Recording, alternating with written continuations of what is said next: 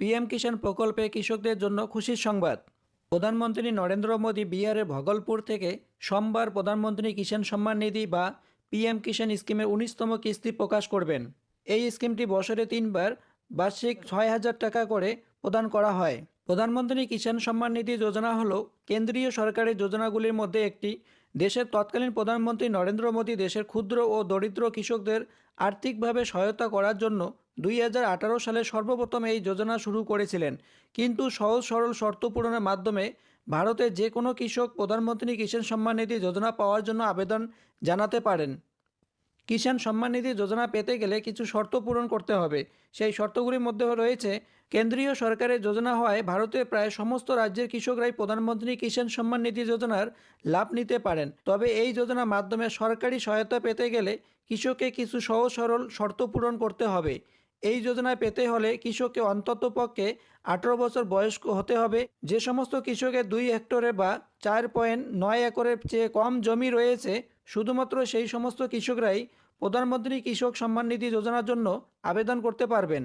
কোনো সরকারি পদে কর্মরত অবস্থায় রয়েছেন এমন কৃষক বা কোনো পদ থেকে অবসর গ্রহণ করেছেন এমন কোনো কৃষক এই যোজনার জন্য আবেদন জানাতে পারবেন না।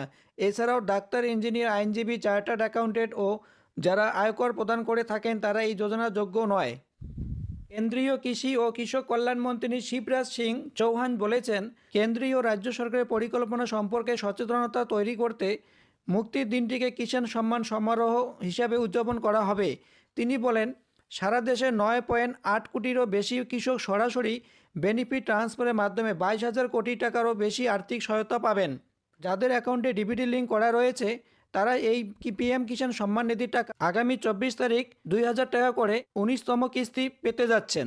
শিবরাজ সিং চৌহান বলেছেন, কৃষক কল্যাণ মোদী সরকারের সর্বোচ্চ অগ্রাধিকার। তিনি বলেন, পিএম কিষাণ প্রকল্পের আওতায় দেশের 11 কোটিরও বেশি কৃষক পরিবারকে এখনও পর্যন্ত 3.46 লক্ষ কোটি টাকারও বেশি বিতরণ করা হয়েছে। সারা দেশে 731টি কৃষি বিজ্ঞান কেন্দ্রে অনুষ্ঠানের আয়োজন করা হবে। মন্ত্রী বলেন, আনুমানিক 2.5 কোটি কৃষক শারীরিক ও কার্যত এই কর্মসূচিতে যোগদান দিবেন। 19তম পিএম কিষাণ পেতে গেলে যাদের কেওয়াইসি করা থাকবে না তাদের পিএম কিষাণের টাকা ক্রেডিট হবে না। যারা এখনও পিএম কিষাণের জন্য আবেদন করেননি, অবশ্যই পিএম কিষাণ আবেদন শুরু হয়ে গেছে, আপনারা পিএম কিষাণ আবেদন করতে পারেন। এবং যারা আবেদন করেছেন 19তম কিস্তি পেতে যাচ্ছেন, তো যাদের কেওয়াইসি করা থাকবে না এবং যাদের ল্যান্ড সেটিং, ইকেওয়াইসি, আদার ব্যাঙ্ক অ্যাকাউন্ট সেটিং করা থাকবে না, তারা পিএম কিষাণ 19তম কিস্তি তাদের অ্যাকাউন্টে এই মুহূর্তে ক্রেডিট হবে না। অবশ্যই আপনারা পিএম কিষাণ 19তম কিস্তি পেতে গেলে অনলাইনের মাধ্যমে আগে ডিবিটি লিঙ্ক চেক করে নেবেন এবং ইকেওয়াইসি কমপ্লিট করে নেবেন। না হলে আপনাদের সেই পিএম কিষাণ 19তম কিস্তি আপনাদের অ্যাকাউন্টে ক্রেডিট হবে না। তো মাননীয় প্রধানমন্ত্রী শ্রী নরেন্দ্র মোদী বিহারে ভগলপুর থেকে সোমবার প্রধানমন্ত্রী কিষাণ সম্মান নিধি যোজনা 19তম কিস্তি প্রকাশ করবেন। তো ধন্যবাদ। ভিডিওটি ভালো লাগলে অবশ্যই চ্যানেলটি লাইক অ্যান্ড সাবস্ক্রাইব করে রাখবেন এবং বন্ধুদের কাছে শেয়ার করে দিবেন নতুন নতুন ভিডিও পাওয়ার জন্য।